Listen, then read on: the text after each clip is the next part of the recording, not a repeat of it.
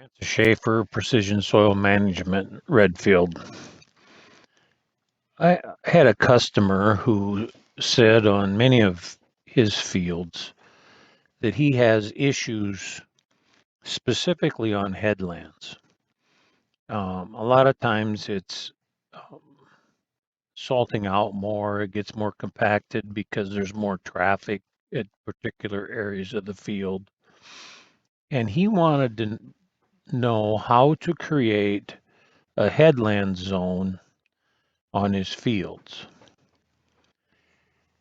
And so I told him I knew a way to do that. I didn't know if it was the best way, but it is a way. And that's what this video is about. How to actually create a headland of a certain, you want it to be a certain width along the edge of a field.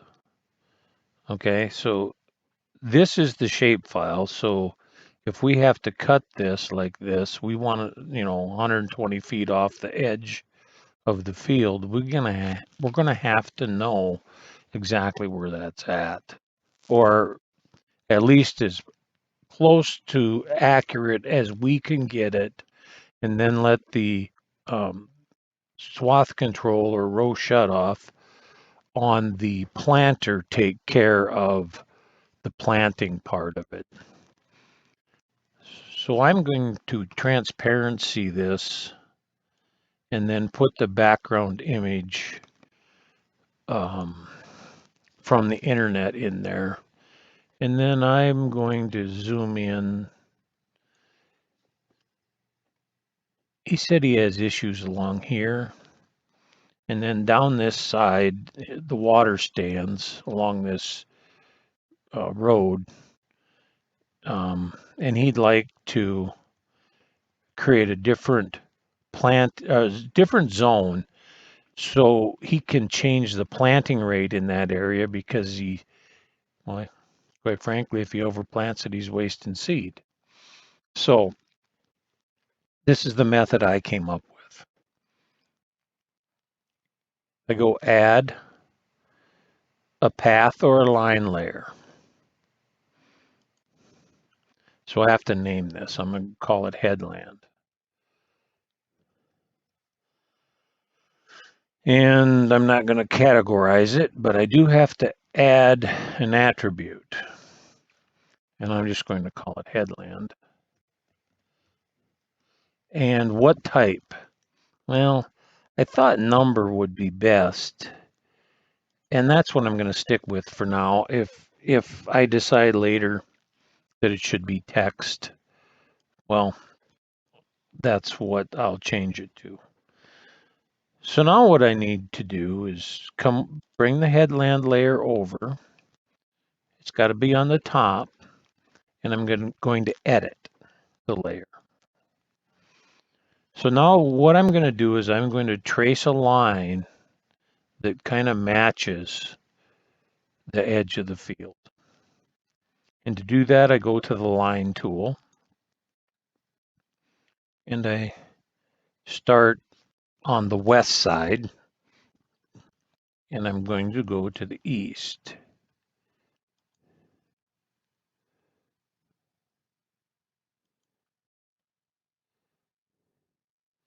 Now he wants also to go down around this corner.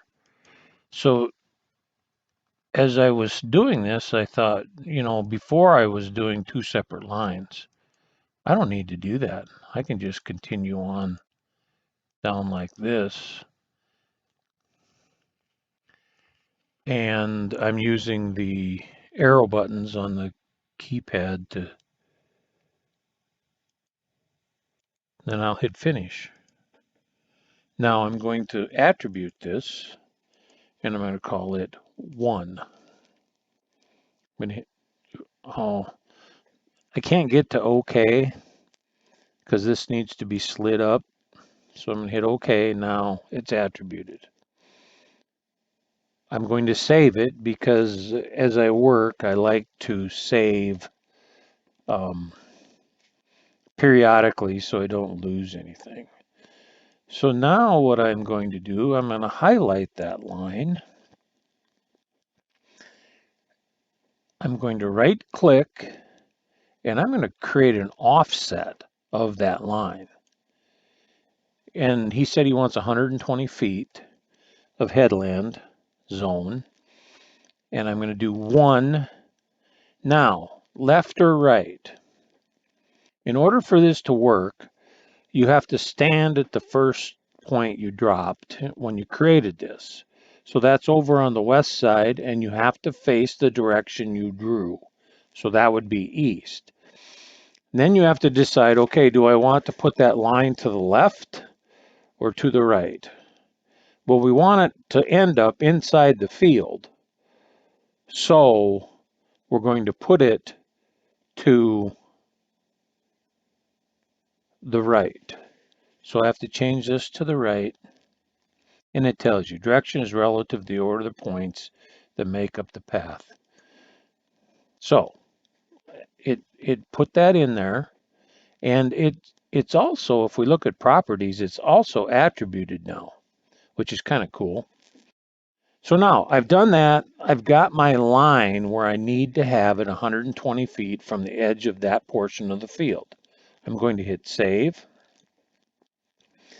Now I need to use that line to cut the shapefile.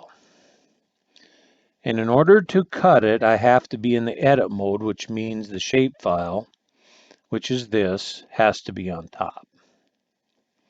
Now, if you can't see the line, you can come up here and you can go to the headland layer, and the line width is 0. Well, you can't hardly see it at 0, so I'm going to put it at 5. Well, that doesn't make it much better. I'm going to go to the headland layer, change it to 10. Okay, you can see that they widened out now. Now I'm going to go into edit mode, and I'm going to use I want to use the split line tool. What that allows me to do, it allows me to trace right on top of this line, and when I get done, it's going to cut this into 2 polygons, this into 2 here, there, all the way around. So I'm going to drop a point. Now remember, this isn't going to be exact, but it'll be better than what he's doing by overpopulating the headlands. Now I'm getting down to where I'm going to run out, so I'm going to use the down arrow key on the keypad, and I do this. Right click, hit finish, boom, it cut it. Now I'm going to come up and hit save, and actually I'm going to do a save and close. And the reason I want to do that is I want to get rid of this headland layer, and I can't do that if I'm still in the edit mode. So I come down here, highlight this. This is the remove highlighted layer button. Now I'm going to come up here and grab my select tool, and now the headland is a different layer, and it has all these polygons that go around. So the client said, well, can you merge those? I said, yes. So we're going to go back into the edit mode, and we're just going to highlight while holding the control button on your keypad or your keyboard. Okay, and then there's just this little thing right here, which if you miss it, it may not be a big deal. So now we've got this all highlighted all the way around. We right click and hit merge, and now we have a headland zone. Now I'm going to show you this. Okay, when we merged it, we got this little line that kind of hangs out in there. So to get rid of that, the easiest way to get rid of that I have found is to go to the node edit tool. And then when I click inside this polygon, the nodes or the points that make up the lines show up. So then I highlight it so it's red. I right click, I hit delete. Right click, no, left click to highlight, right click, hit delete. Now they're gone. So now I hit save again. And I'm going to zoom to layer. Okay. I'm going to do the select button. Now the situation is that we've changed into a single headland polygon.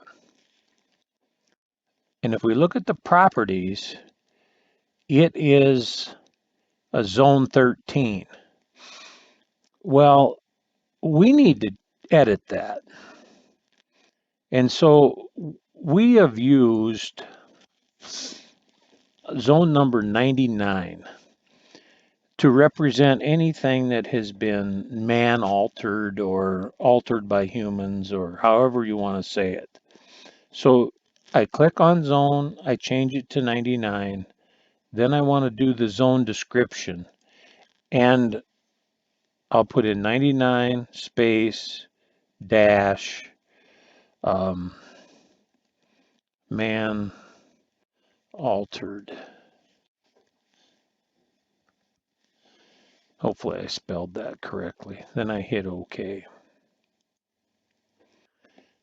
Then I hit save and close, and now you can see,